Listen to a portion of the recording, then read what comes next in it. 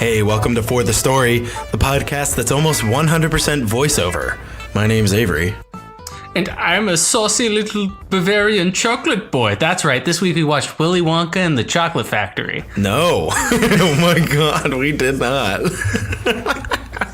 Oh my goodness. What did we watch, Avery? We watched American Psycho 2, All-American Girl. Oh, it feels so good to force you to watch a movie you don't like. I honestly, I didn't hate it. I mean, we've talked about how I feel about this, and I feel like we need to save that. Yeah, for our pros section, clearly. But I do want to ask, what new stuff have you seen this week, Avery? So I kind of do want to save it for a full episode that we can have Sid on for.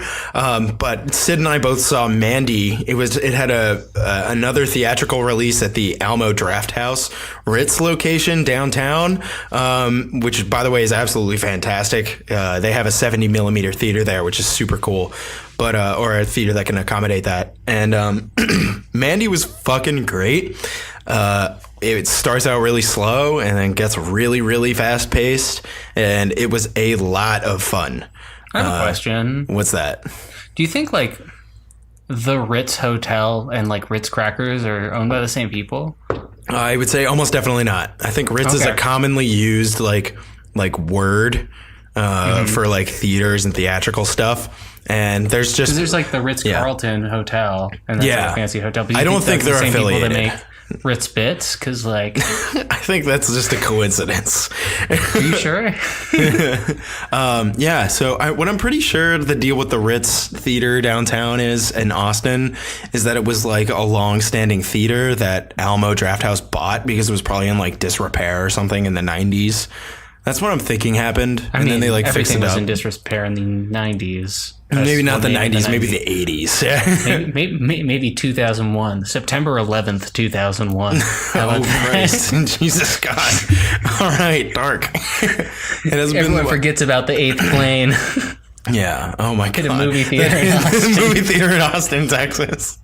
That was the true loss of that day. Nothing else happened. That's awful.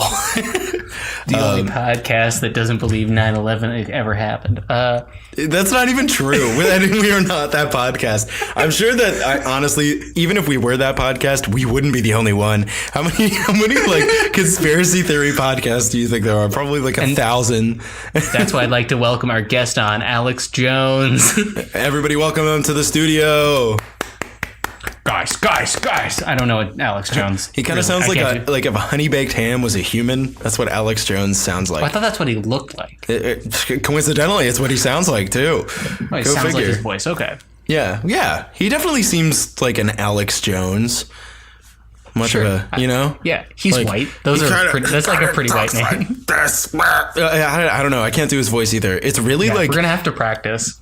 Yeah, we will. It's like really deep and it sounds like I don't even know how to describe it. Like he's always got a frog in his throat.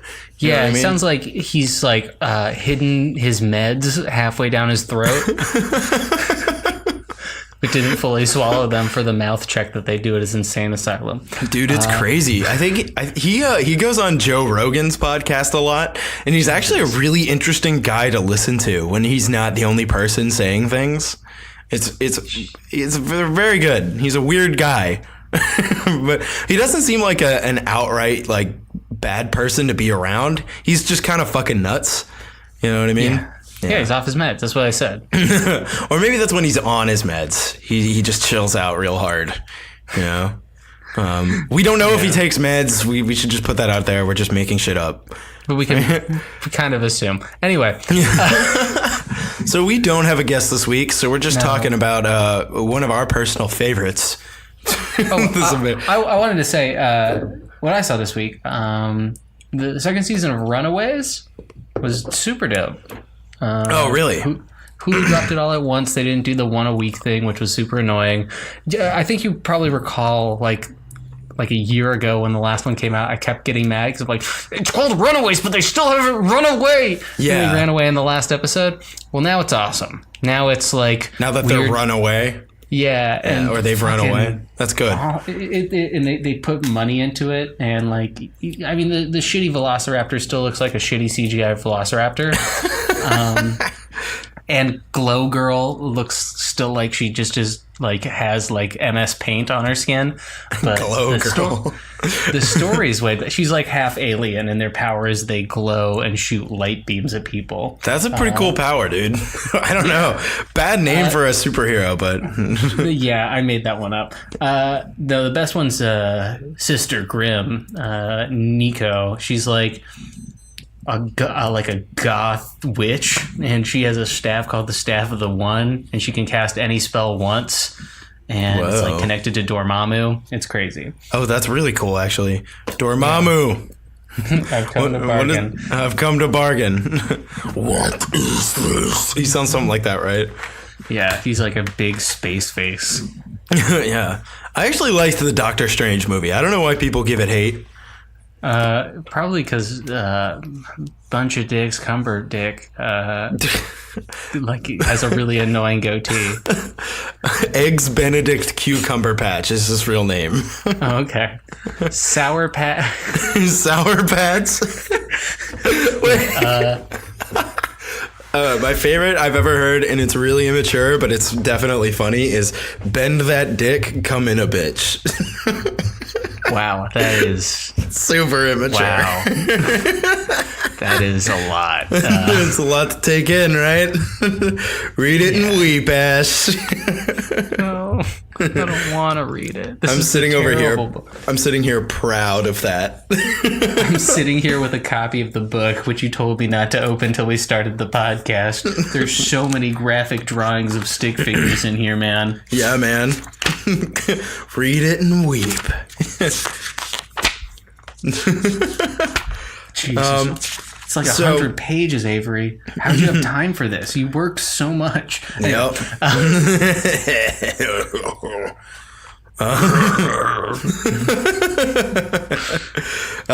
So I guess we both seen American Psycho. You've seen? I've actually never seen American Psycho. Oh, really? It's actually kind of worthwhile to see. It's not super good. I don't really like Christian Bale just in most roles, but I would say it's one of his better roles. It's definitely one of his most memorable. I think he's better in American Psycho than he is in The Dark Knight. But he didn't carry that movie. That was all Heath Ledger. Heath Ledger absolutely elevates The Dark Knight from being like an average like B+ movie to being like a solid A. You know, he kicked it up a couple notches. His portrayal. It took me like 7 or 8 times watching that movie to be like, oh, I can kind of see that it actually is Heath Ledger. I like almost couldn't see it. It's hard to tell, man. He looks like a different person. He really got into the role. Really great. Yeah, so that definitely the best on-screen portrayal of the Joker, I think, ever. Until Joaquin Olajuwon or whoever is playing him. Wait, Joaquin Phoenix. Joaquin Phoenix is going to play him? Yeah. In what? Joker, the movie. Oh, why? So they didn't. Everybody really hated Jared Leto that much, or did Jared Leto refuse to do the role again? Oh, are you kidding me? Jared Leto still is being the Joker in his real life. He's wanted for arson. Like, it's not good, guys. Oh, really? Is he really? No. Oh, it was like, no fucking way. No, I just remember that story about that movie because everyone was like, yeah, he's so in character and he won't leave character, and like everyone's like freaked out by it. But it was stupid. It was like minutes. It was like Marilyn Manson, Hot Topic, goth, gangster Joker. I'm not like other girls. What? I'm different, all right? I march by the beat of my own drum, okay? What do you think? Do you think Joaquin Phoenix will be good as the Joker? That's a pretty interesting choice. I think the movie will be bad, but I think he will be good. He'll make the most out of probably what will be one of the worst scripts to come out this year. Yeah. It sucks because, like, I don't know. Like, I feel like Joaquin Phoenix is a really good actor. But, like, I don't know why he would agree to sign on to this unless he just feels like his career is peaked and he just needs to, like, you know what I'm saying? God, maybe he's having an affair we don't know about that he has to pay off. And maybe he's fighting alcoholism and just, like, took a script without reading it. No, it's pronounced Johnny Depp, not Joaquin Phoenix. Okay. Ooh, that's fucking true as fuck. Oh my god, dude. Johnny Depp is like a ticking time bomb. Like he's falling apart like right before But like our a eyes. ticking time bomb made by like an 8-year-old. Yeah, Like, exactly. So that's definitely gonna be interesting to see. sorry, we'll probably see it in the expectations. Oh yeah. Yeah. How do we get here? So I've seen American Psycho. I knew that there was a sequel to this movie. I found out about it on a listicle while I was at work. All right. Like worst sequels ever, and I was like, huh. And I'm I can trick Avery with this one. Yeah, no, it was an incorrect list. This movie's brilliant. Like, don't get me wrong. I think there's actually like stuff to glean that's kind of fun from this movie. I don't think it was this very movie's good. Perfect. This movie's one of the greatest movies I've ever fucking seen. It fucking was not. It was so good, dude. Like, you don't even understand how much I loved this movie. It was so ridiculous. I think like my expectation going into this movie, I had seen a little bit of it before because it was on IFC at like 3 a.m. one time. And I was just like playing video games on the couch. Yeah. And like it was on TV and I was just like, oh, I'll leave this on. But it was like halfway through the movie and I got bored. So I changed it to Godzilla, which was on a different channel. You know what you were missing. Like, I was expecting this movie to be really horrible. And it ended up just being all right, you know, but I was expecting really bad, like really bad. Yeah, I was expecting to try and torture you, but I instead found the love of my life. I bought 3 copies on VHS. It's interesting. Details. Release date 10 June 2002 in the Czech Republic. Now, why? It was also known as The Girl Who Wouldn't Die. Really? Which has nothing to do with anything that happens in the movie. It premiered 18... So this premiered in Turkey...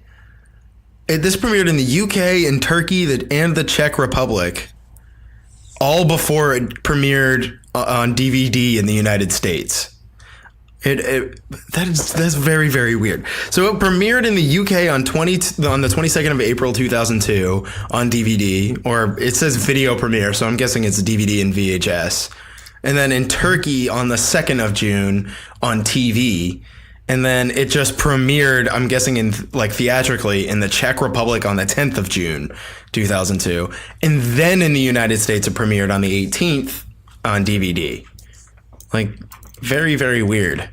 Very weird. I'm looking at things up, too. There are some weird things in this. What?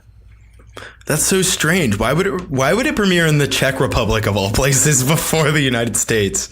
Because they really like voiceover, Avery. This is the thing. Like, a lot of people don't realize this, but the Czech Republic was separated from the Soviet Union. No, it didn't.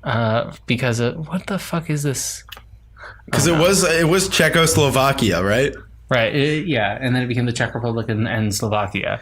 And they separated because Slovakia hates voiceover in their films. Yeah. Thank you for helping me with my joke. I really needed it. And the Czech Republic loves voiceover. Yeah, because they like to check their work. Wink. Is my new mic picking up my winking noise? It is. I actually heard your eyelid close. I was like, yeah, why does it sound so sticky? Ew. We've been up for hours watching movies. Little do you guys know that between recording our episodes, we just watch movies nonstop. Don't even sleep. Well, we take turns because like one of us has to be tied to the chair and the other one has to be using the whip to keep our eyes open. Absolutely true. We've actually changed up our methods a little bit too. We just duct tape each other's eyes open at this point. Yeah, it's horrible. Well, we're getting his and his Clockwork Orange chairs. We got someday when we have like a cohesive studio that we can put money into, we have to do something like that. Yeah, absolutely. I'm just imagining me bringing my date to their studio. She's like, "What are these?" And this is where we record our podcast. This is where we watch the films. We have a. A screening room. Yeah, it's a screening room, but instead of like a projection sheet thing, we have a map of the world from a 6th grade classroom. But it's like dated, and Czechoslovakia is still unified. Oh, absolutely. It's still got the Soviet Union. Like the Louisiana Purchase hasn't exactly happened yet. And I do realize these don't make sense because the Soviet Union wasn't around when the Louisiana Purchase happened. So we both had to watch this movie. I finished it up not too long before we started recording. I watched it last night.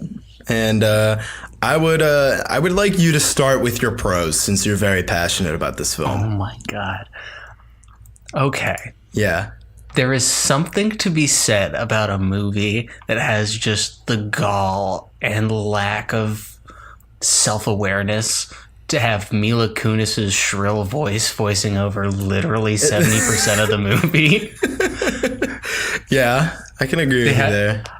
Everything was just like all the little details were so great in this movie. From her wearing just fucking a Columbine shooter's outfit for the whole movie to just the ridiculous choices in pacing where like she'd go to the school psychiatrist and as soon as she was done, he called William Shatner.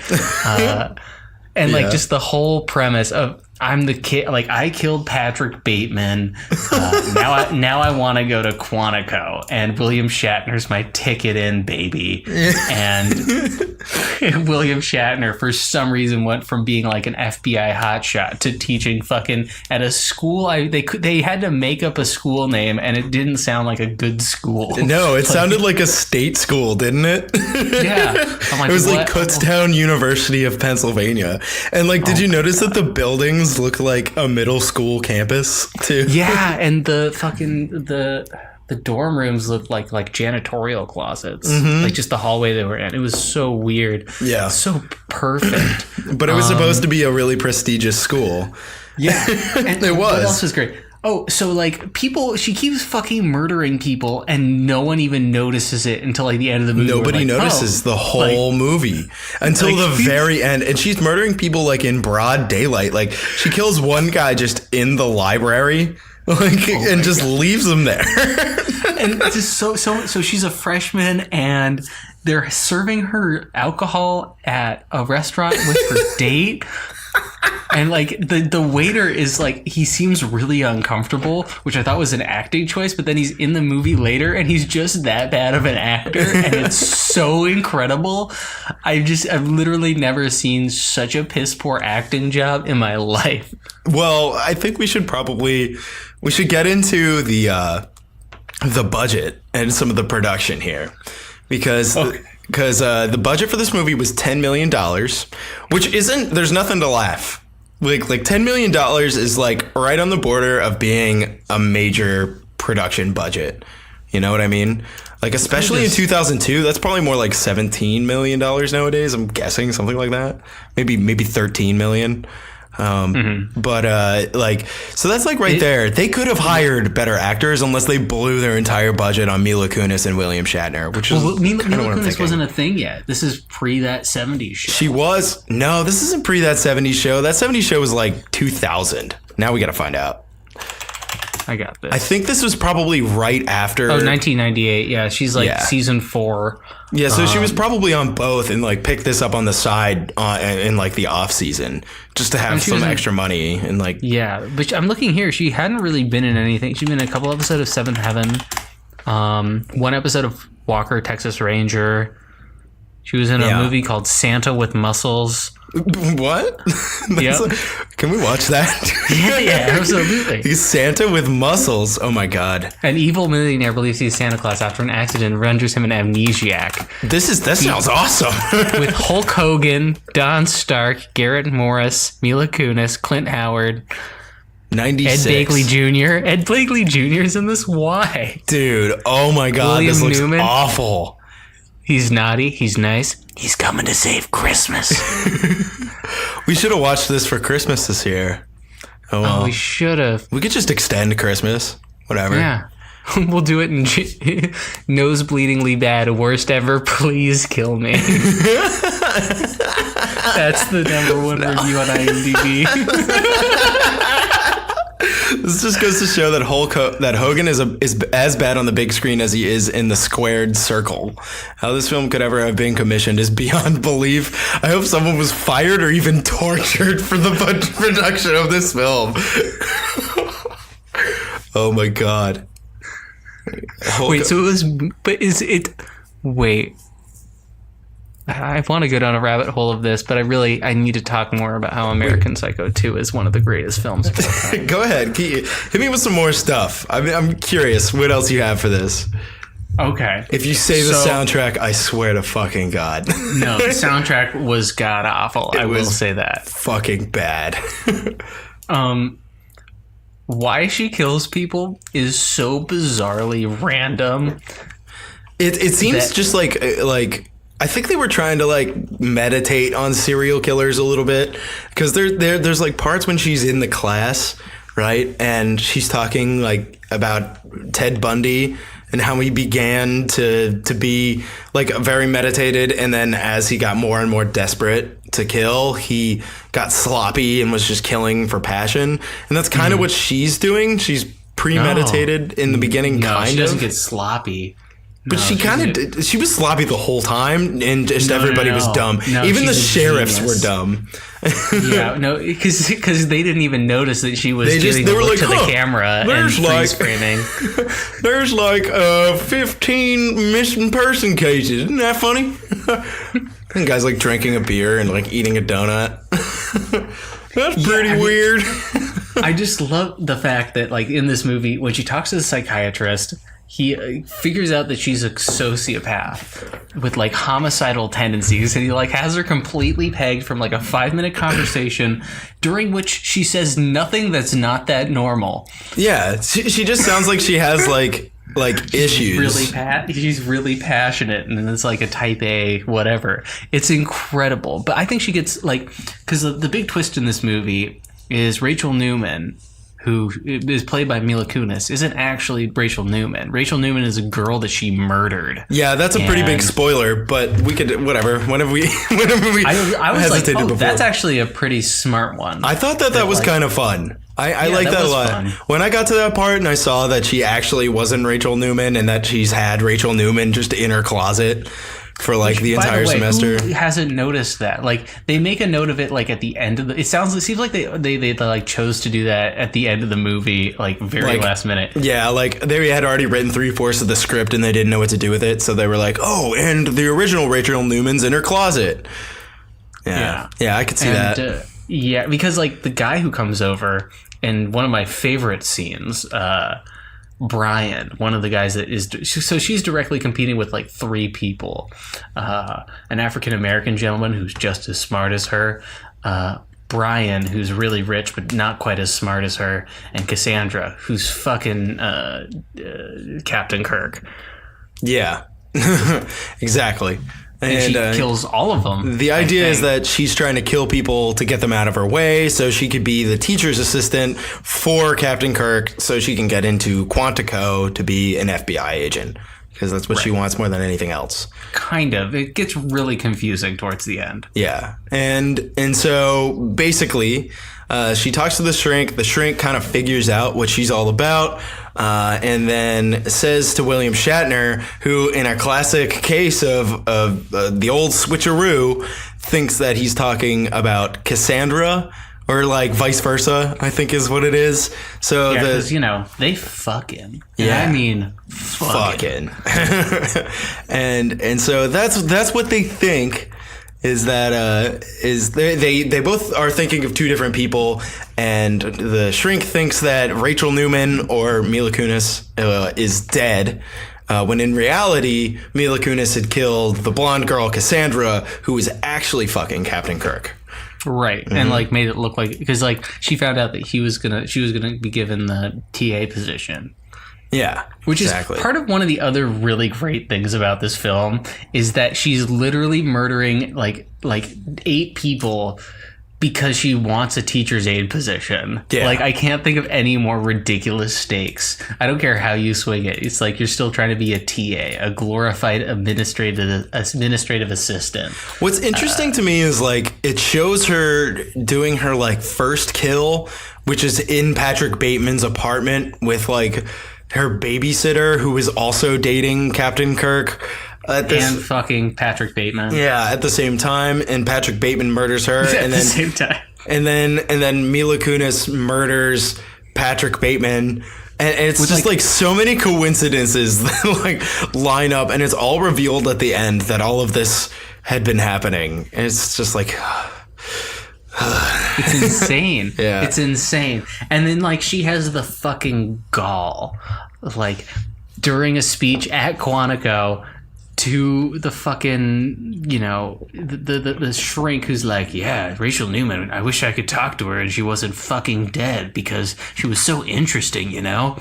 Yeah. And then, like, she just comes up dressed as the old TA of Starkman, and he's like, fucking has the audacity. This fucking insane person who's like, yeah, you know what? I'm wearing my hair up and wearing glasses. I look different enough that I can walk up to a guy who and can she looks easily so clearly like the same person. She's just wearing glasses. It's like how nobody notices Clark Kent is Superman. Yeah. It's like the same thing. Like, Like, how could she possibly think? And like the same thing is just gonna happen again. It's like they wanted to set up a sequel. It's just it's a really dumb twist.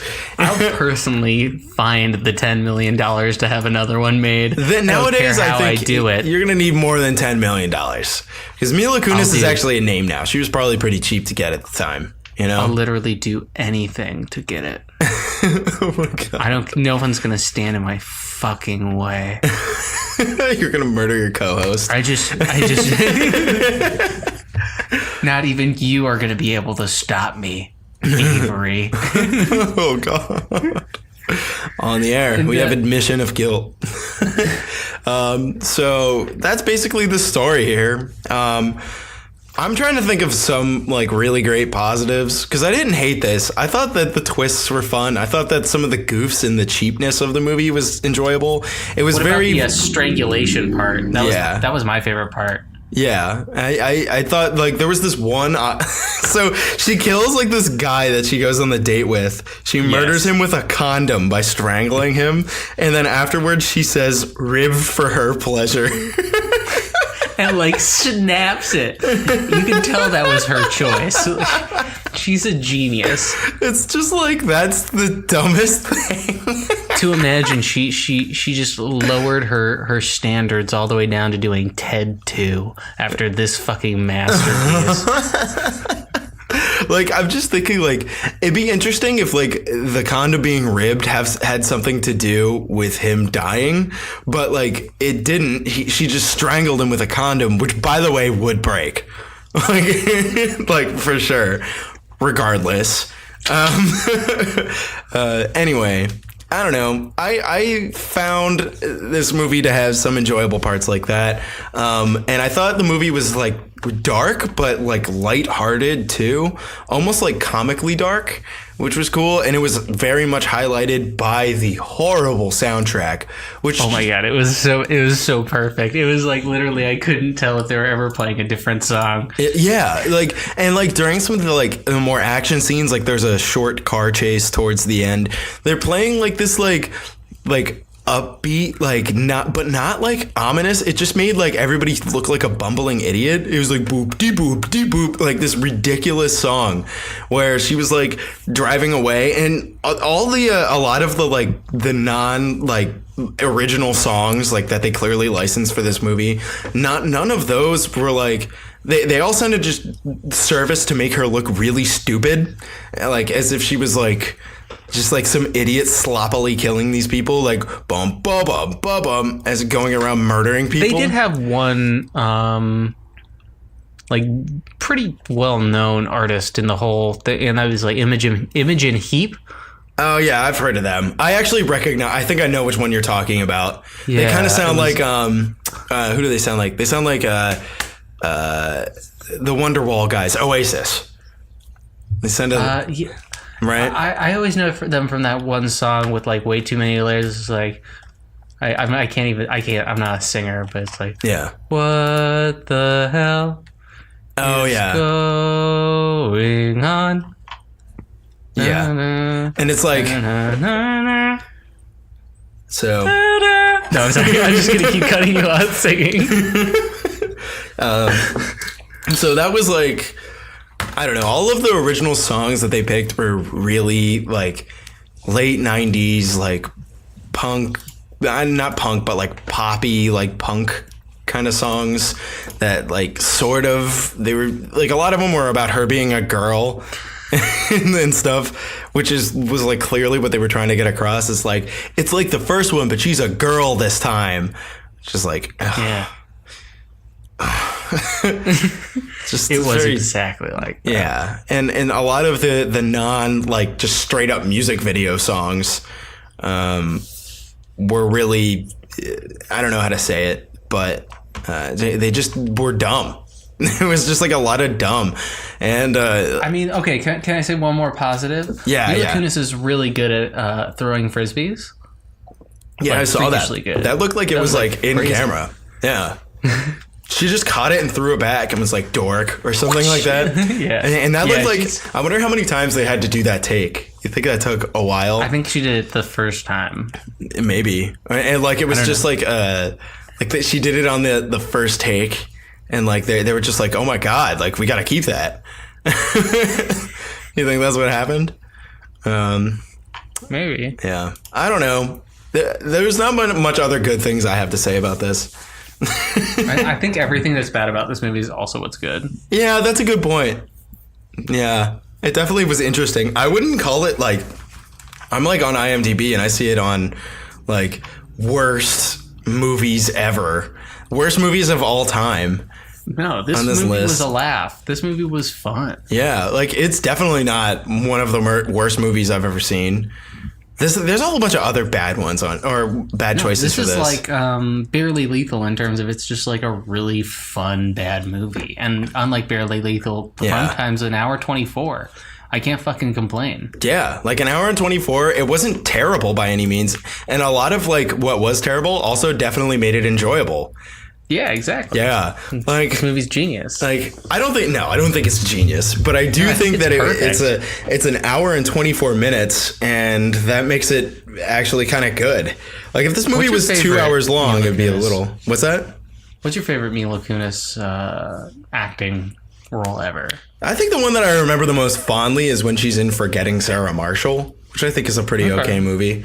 It's just, I remember that I watched that movie and I think it came out in 2008, and I was like of that age where that kind of humor and that kind of movie just like appealed to me really well. I think if I went back and watched it now, I'd probably think it's not very fun or just kind of dumb in general. But that's the one that I remember the most fondly. Okay. Yeah, she actually really seemed like liked her a. in- Sorry, go ahead. Oh, no. She actually seemed like what? I wanna She seemed like a more rounded character, and like that's one of her more memorable roles because she had like alternative motivations too. So I don't know. I liked her in Black Swan. That was probably my favorite of her. I've never seen Black Swan. Okay, don't Must watch be- it. We're putting it on the list because I want to watch it with you. Okay, yeah, we could see that. Maybe we'll do that when you're in town. Which, by the way, Ash is coming back to Austin in April. Yeah. We're gonna do. We did this last year, back when we were still reviewing pornographic films. We watched Avengers: Infinity War together and did a in-person podcast, which was a lot of fun. And we called it For the Spoilers because it was like a breakout thing. That was kind of like a test run for us reviewing actual movies, huh? Yeah, it really was. And we basically, it sounded like we had done like the most cocaine because we literally like went from the theater just so full of hype to recording. Yeah. And we just are like so frantic and it's great. Yeah. Go listen to that episode. It's really interesting because we had done like 8 months of like recording over the internet, and so it was weird recording in person. I remember feeling like Or meeting. yeah, exactly. And so, but yeah, I mean, like, I don't know, it was fun, and we'll have you back again this year. It's gonna be so good, and we'll be fun. We'll see a couple movies if we can, and we'll do like a movie type night deal. But That'll be fun. yeah. Anyway, what else do we have to say for pros? I'm trying to think of some cons too, but you put it pretty well. You had a good point. Like, everything that's bad about this movie was actually kind of enjoyable. And there was definitely some bad stuff, but it was almost like, it was so, I don't want to say haphazard, but it was just like, it was almost like people don't really act the way in real life the way they do in this movie. And so it do you know what I mean? The characters weren't realistic, but they fit into the world really well, you know? Like, it was a very singular point of view. You kind of were like rooting for her when she's killing these people, which is like fun, right? Yeah. You know? She was almost like an anti-hero. And then towards the end, when like the twist happens and you find out she's actually not who you think she is the whole movie, that's like actually a pretty strong twist. I thought it was fun. You know, I didn't think that was going to be the case the entire time. And then it was just like, oh shit, she's not even, go figure. Cool. What do you know? Yeah. Yeah, very cool. Very cool. Yeah, I'm trying to think of overt negatives about this movie. William Shatner was pretty forgettable. I don't think they used him very well. Yeah, I could say the same thing. He kind of just played himself. I feel like he's but not even to like an extent where you're like, oh, that's William Shatner. He was just like kind of a background actor. Yeah. Yeah, he was crazier in those, what was he in? What commercials were they? With Kelly Cuoco or... Oh, it was like an insurance company. Yeah, it was like a hotels thing. Yeah, it was like, and he was like, it was like Priceline or something like that. Expedia, one of those. And he played the same character. He always kind of plays the same character though. So it's like, that's nothing new. And it seems like, especially like nowadays, he's pretty old now. And is he dead? No, he's still alive. At least I'm pretty sure he's still. That's chill. Yeah, I don't think he's pretty old, but he's not that old. Let's see. Or maybe he's like, here, let's find out. This is how you find out he died. Oh no. Oh my God. Let's not have this be the case. You didn't hear what happened to him? Dude, he was born in 31. He's 87. Wow, he's way older than it. He was born in 1931. He looks surprisingly good. Yeah, well, he looks kind of like he sticks his face in a freezer until he has to go somewhere. That could be it. Just purely cryostasis until he has to get up. Damn, he's 87? He does not... So that means when this movie was filmed, he was like 70. And he was getting that college 68. Strange. What up? Hey, what up? Hey, what up? The Shat's a pimp. He's going to be... Oh my God. He's going to be in Austin at the Bass Concert Hall on Friday, January 11th. Doing what? I don't know. Let's find out. William Shatner in Star Trek II, The Wrath of Khan. Khan! No, it looks like it's like a screening. Holy crap, I want to go and see him. That'd be so cool. Yeah. Where's that? The Bass Concert Hall or Bass Concert Hall. It's like up north, but it's like by UT. Oh, up north. Yeah, way up north, past 38th way Street. Up north. Dude. You know... Are they screening it? Is it a live action musical? What's the next movie he's going to be? Unforgettable Night with William Shatner live on stage. This unique screening of the classic film. Yeah. Dude, holy shit, I want to go to this. All right. I'll tell you how it is. But yeah. There isn't a ton of overt negatives for this, is there? No. This is a great movie. Yeah, it really is. Like, the more I'm talking to you about it, the more I'm like, I actually kind of had fun watching this. This was a fun one for sure. Yeah. So I did have a new segment. Do you want to do that pre or post rating and review? Let's do it now, and then we'll do rating and review towards the end. So as you know, Avery, I've been for a long time trying to create internet beef with other internet folk. Oh, always. Always. And I finally found my target. He's this little demon child named Armand White. He writes for the National Review. Every movie you like, Avery, Armand White doesn't like it, and he's really pretentious and an asshole about it. Me? Every movie you think is garbage, he thinks is really great. In like a really just jerking off kind of way. And I just wanted to kind of discuss maybe one of his reviews. So I brought up 2 recent, superhero movies that we both have seen and both have pretty strong feelings about whether or not they're good or bad. Would you like to hear about Infinity War or Justice League? Oh, man. Let's go. You know what? I'm a big fan of Infinity War. Let's start there. Okay. We'll just do this one for this episode. The title is Infinity War on the Road to Nowhere. What? We need a new word for disposable movies like Avengers Infinity War. What? Because the old term trash doesn't quite describe its happy negativity. Oh my God. Quentin Tarantino corrupted the term made famous by Paul Cale's 1968 essay, Trash Art in the Movies, with his embrace of disreputable B-movie tropes, his love of the dark side.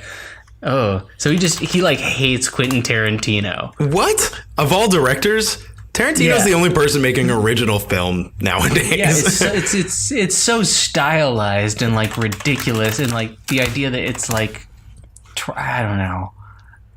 What? Yeah, Quentin Tarantino made trash fashionable. Then Peter Jackson betrayed the narrative and visual clarity of his 3-part, 9-hour Lord of the Rings debacle, turning J.R.R. Tolkien's allegory into trash. This son of a bitch. Also doesn't like Lord of the Rings. The Marvel Comics movies are the eventual condensation of all of that. We've gone from neo-trash junk to Infinity War, an ad infinitum wreckage of film culture. Jesus Christ. Ironically, the most watchable of all the Marvel Comics movies, Infinity War starts with the wreckage. A world has been devastated by the ultimate supervillain Thanos, corrupting the Greek myth Thanatos, or death. A green screen performance by Josh Brolin resembling both Ron Perlman and Mickey Rourke. Okay. Thanos' minions proclaim, "You may think this is suffering. No, it's salvation. You become children of Thanos." It neatly summarizes how Marvel Comics movies fans have become debased and encouraged to enjoy it. I'm not really sure what he means. What does he mean? What? So he doesn't even understand. He's like, wait. So he's saying that what does like this Marvel mean? Comics movies fans are encouraged to enjoy being debased, but wouldn't like they actually feel like they're suffering? That's DC. DC is the one you keep watching, hoping they're going to be good, but they're never good. Yeah, it does keep happening like that. Maybe, I mean, he's allowed to have his own opinions, but at the same time, it's just like. So what does he say about Justice League? Because I have a feeling he's going to toot his horn, isn't he? He's going to hype Justice this movie League is up. the epic we deserve. No fucking way. Zack Snyder compiles his greatest hits and our era's greatest hopes in a masterpiece that is nonetheless Oh my imperfect. God, for real? This guy's just fucking around. There's no way he thinks it's a superior movie. Keep it moving. Queen Hippolyta commands her Amazon soldiers in Justice League as they prevent supervillain Steppenwolf from stealing a mother box, one of 3 mysterious components that forms Life Ultimate Energy Source. Dude. You're right, Armand White.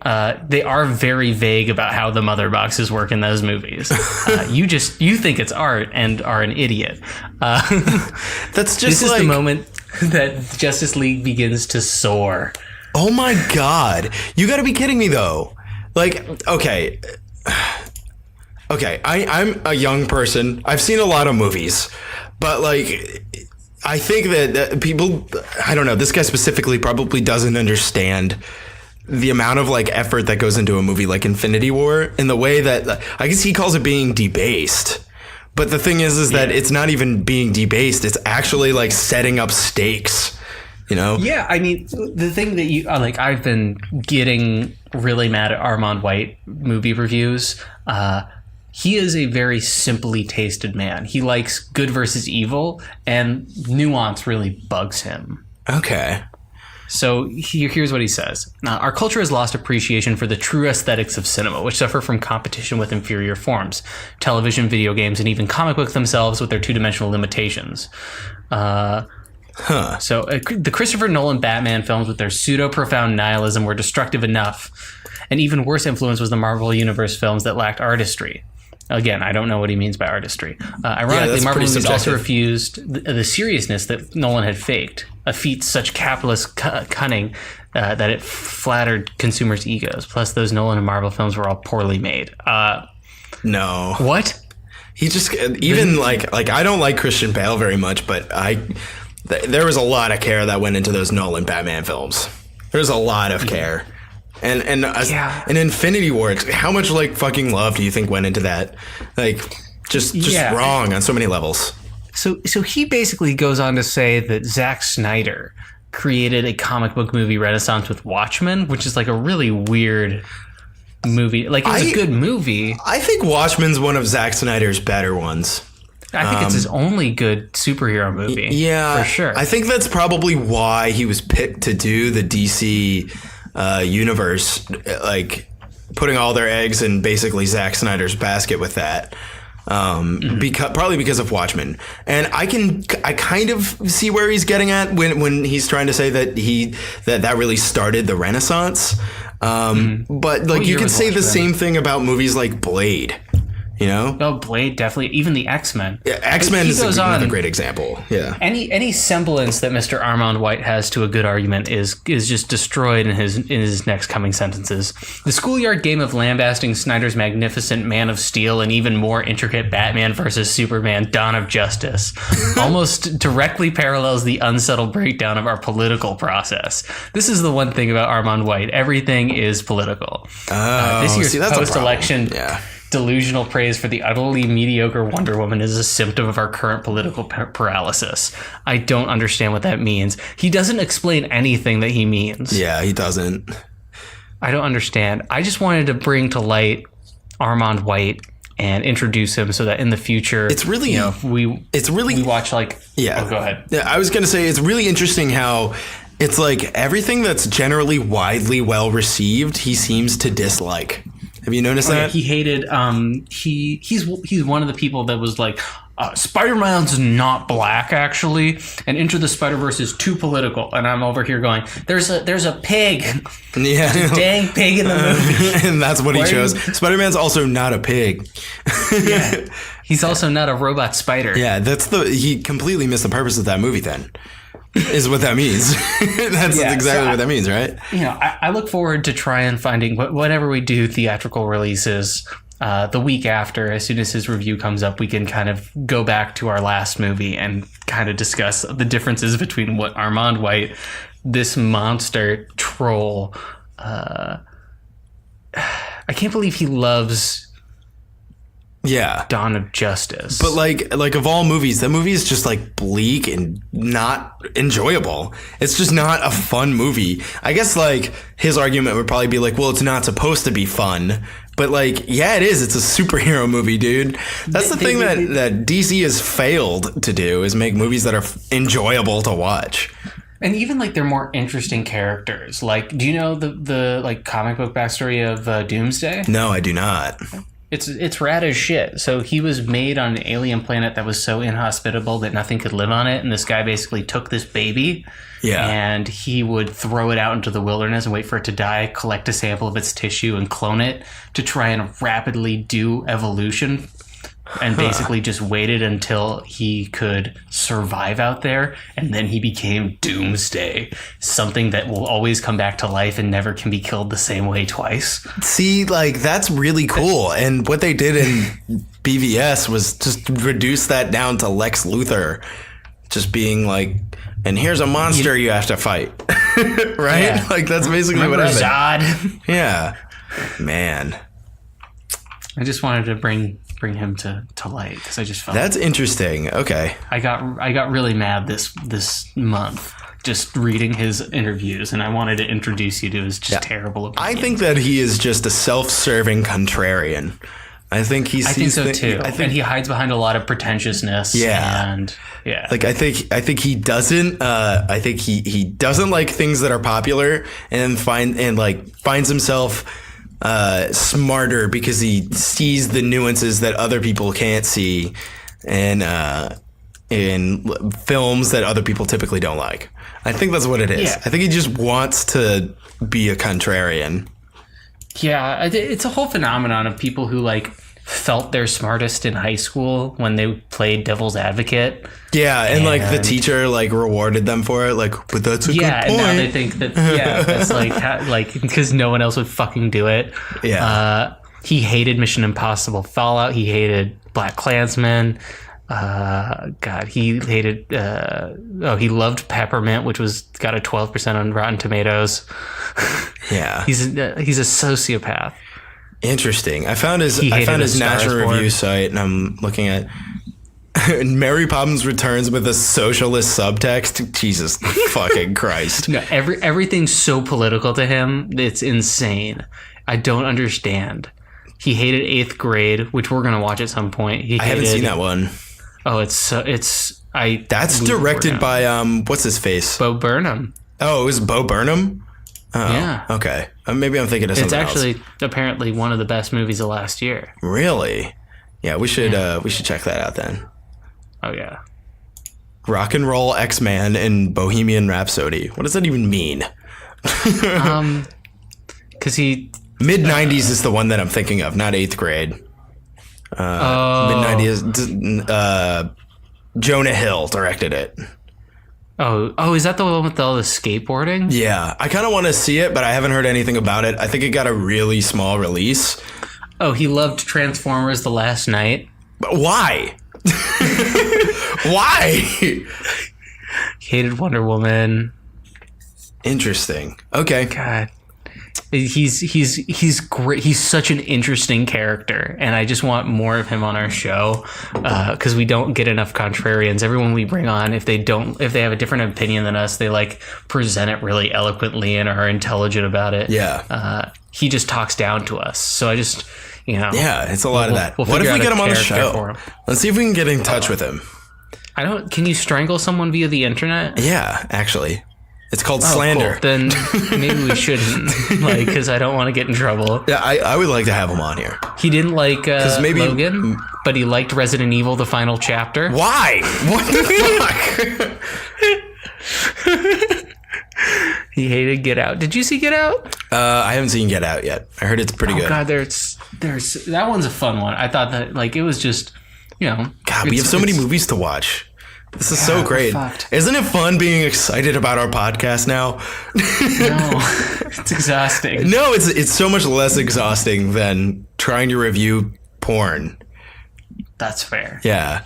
Like that was the thing. Like we really got sick of that, guys. we were exhausted. I know we tell you every episode, but we just want to really reiterate. Because I saw on the Instagram you do like suggestions, which we haven't taken any of them up. We should. Nope.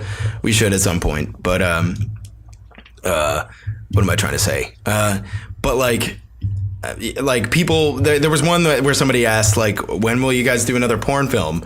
And you were like, probably never.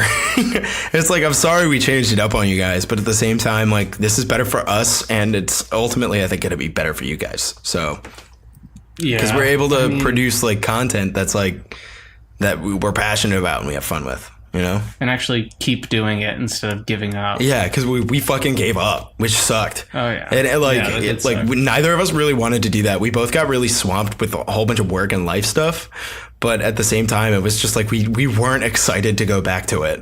So nope, we kept putting it up. Yeah. I was even tentative about doing a rebrand, if I'm being 100% honest, and until we started doing it, and it actually went pretty well. Yeah, and I mean, like, I was pretty tentative about it too, but I was just like, we shouldn't give up on this, because we started pretty strong, and we actually got people to listen, which got us excited at first, and then we realized that our content was just like killing us. Yeah, and it really wasn't. It just wasn't good. Yeah, and it just came to a point where we're like, we can reach a broader audience and also like what we're doing, since we were already talking about real movies. Like, even when we were trying to review porn, we would talk about real movies and then give up, or and then be like, all right, so we have to talk about the porno now. Yeah. So here we are. I'm glad we went in this direction. I think you guys will be too. You ready to rate, review, subscribe? Yeah, absolutely. Rate, review, and recommend. Yeah. So I would say, for American Psycho 2, that is the movie we watch, right? I would say for American Psycho 2, it's not good. I give it a 3 out of 10, but totally watch it. I would definitely recommend it. 3 out of 10. Watch it. It's not so bad. If you can't think of anything else to watch, you're like, I just need to watch something. It's like For an hour and 24 minutes. yeah, just to fill in a void in your life. Like, just go ahead and do it. Go ahead and watch American Psycho 2, All American Girl. You'll probably get some like enjoyment out of the comedy of it being bad, and then it'll be over and you can go back to your sad life. But it's an hour and 24 minutes of escape. Yeah, it sure is. Yeah. So what are your 5 words for this movie? Sad but bad soundtrack. Okay. Yeah. So that's what it is. And your turn. Let's hear this. All right. So I'm gonna read some texts I received from you today.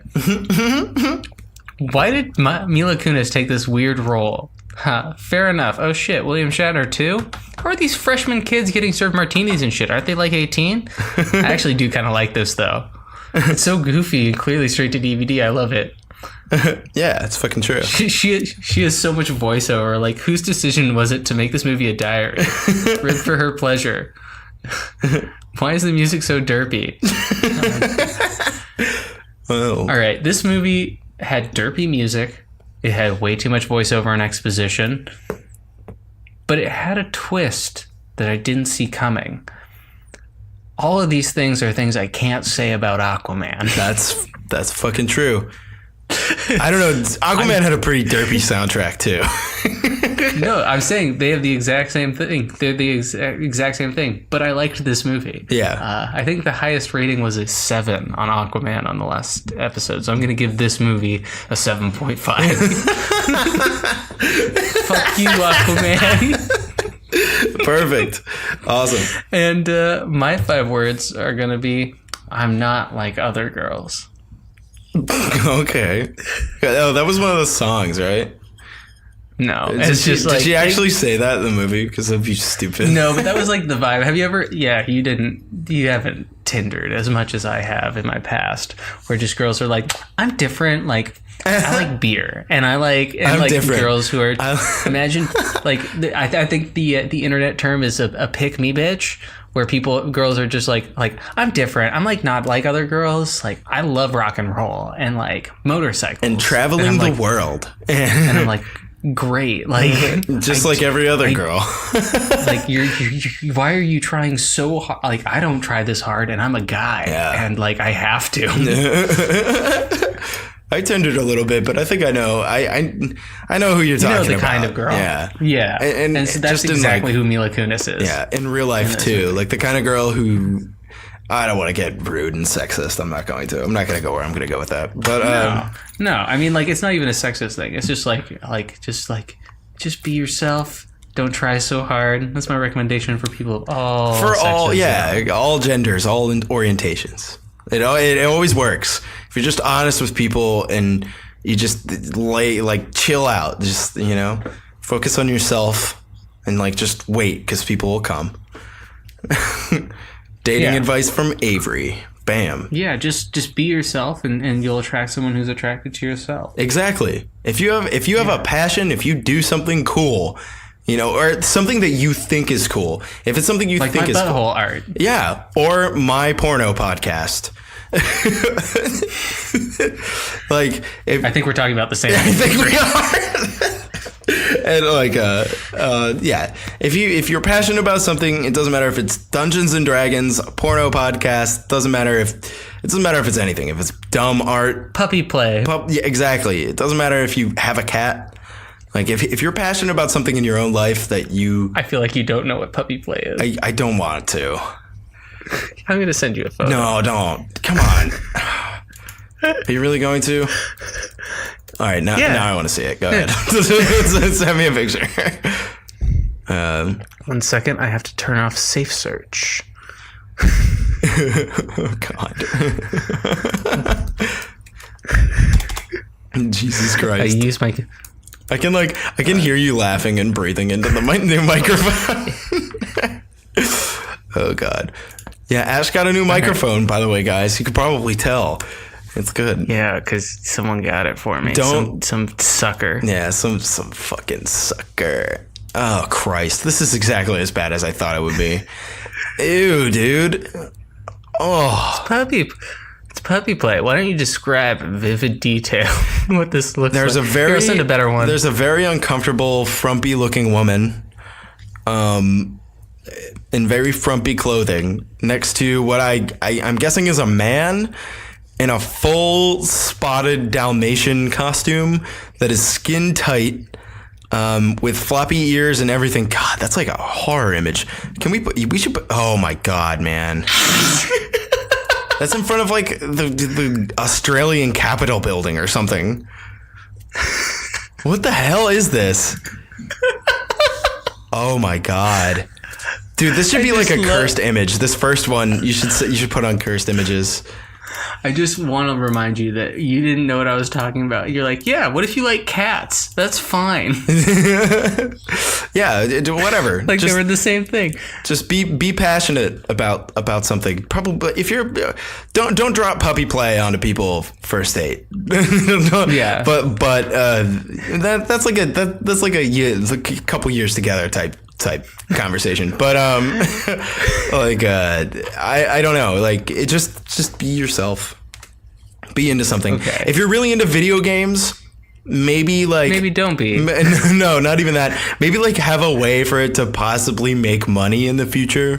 Like be really into video games, but also be like a streamer. Don't just be like, well, I play a ton of video games, because that like isn't interesting to women.